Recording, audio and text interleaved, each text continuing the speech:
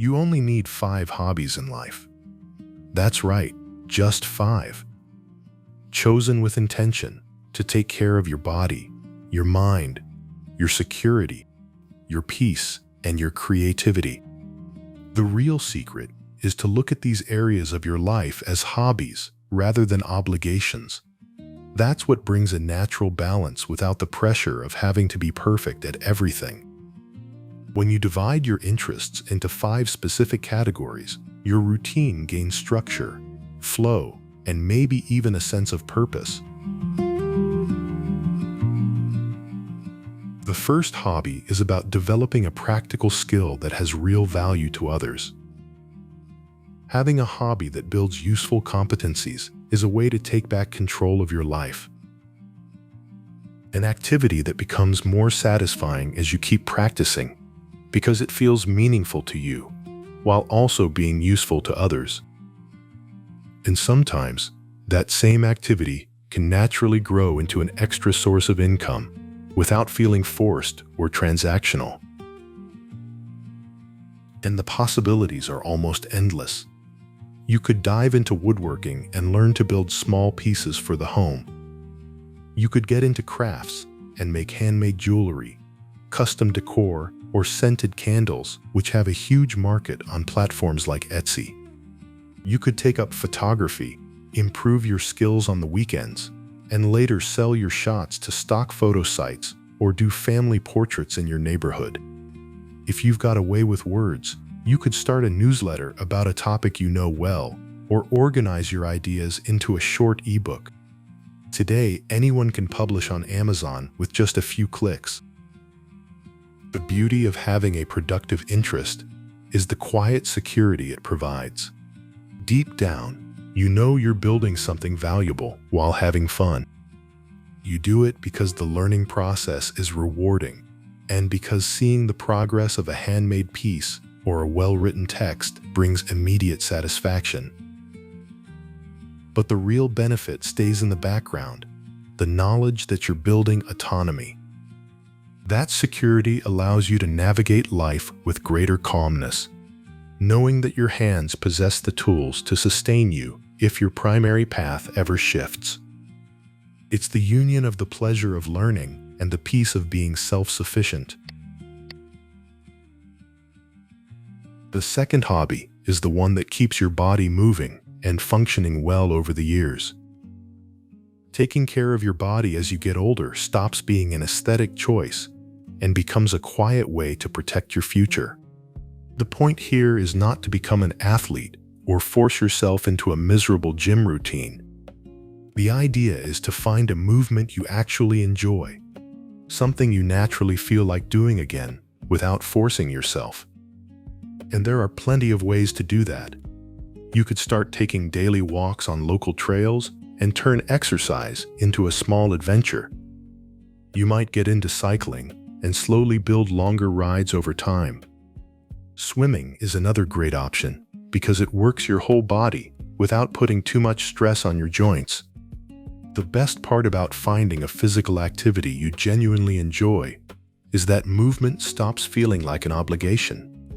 You exercise because it feels good, clears your mind, and gives you more energy during the week. And over time, this kind of consistency changes a lot more than your appearance. Every walk, workout, class, or practice quietly supports your health, your mobility, and your independence in the future. The third hobby is the one that keeps your mind sharp, alive, and constantly expanding. There's a detail that usually goes unnoticed. The body ages and beauty changes, but a well-cultivated mind is the only thing that keeps growing until your very last day. Those who stop learning start to shrink on the inside, even if they stay busy on the outside. The big issue is that many people confuse being informed with actually evolving. Spending hours passively consuming content doesn't really grow the mind. What makes the mind grow is dedicating time with intention to a subject that challenges you, forces you to think differently, and provides you a new idea, a new skill, or a new way of seeing the world. There are many ways to begin. Reading is still one of the simplest and most powerful ones. Learning a new language for even a few minutes a day challenges your brain in a healthy way and keeps your mind active.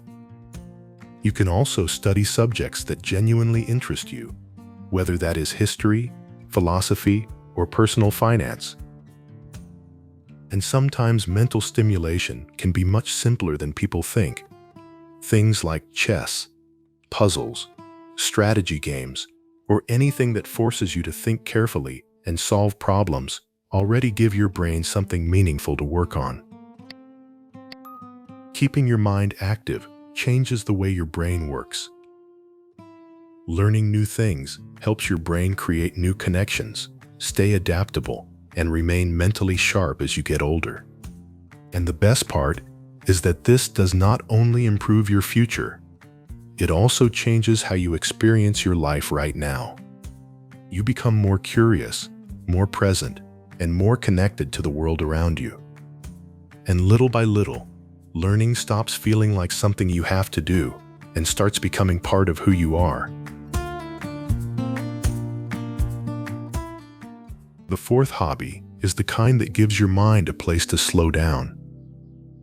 Certain activities calm the brain because they keep your hands busy without demanding constant decisions or stimulation.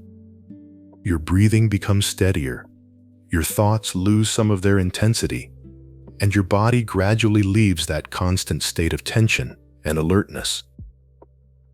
Gardening is one of the clearest examples. Taking care of plants for even a few minutes can reduce stress and improve your mood.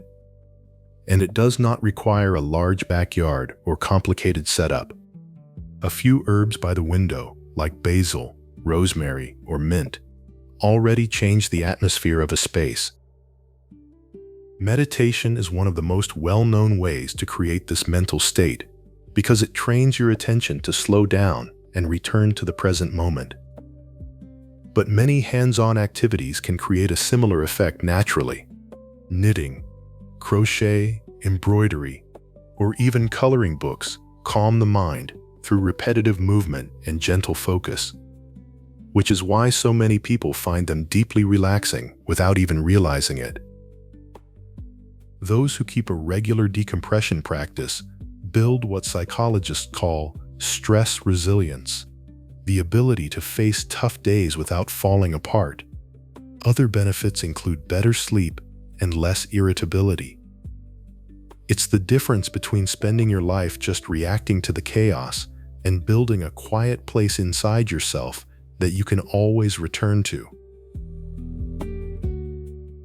The fifth and final hobby is the one that gets your creativity moving. Creating is a human need that many adults abandon as they grow up, as if it's only for kids or professional artists. But the truth is, you don't have to be good at art to have the right to create. You just have to enjoy the process of creating something for yourself. Creative hobbies can take many forms, but most of them share the same effect. They pull you out of passive consumption and place you back into the process of making something with attention and intention. That can happen through painting, cooking, photography, pottery, sewing, or any activity that allows you to create instead of just consume. What makes this kind of hobby so meaningful is the sense of personal involvement it creates. Making something with your own hands, even imperfectly, brings a kind of satisfaction that passive consumption rarely gives. In a world where almost everything arrives ready-made, creating something yourself becomes a way to feel more present and connected to your own life. Knowing where to place your energy changes the way life feels. These 5 areas work as a simple guide to help you protect your time and give proper attention to the parts of life that actually matter. And none of this needs to happen all at once. Even slowly developing interests across different areas of life creates a stronger sense of balance and fulfillment. Instead of using your free time only to recover from stress, you begin using it to build a life that feels healthier, richer, and more sustainable.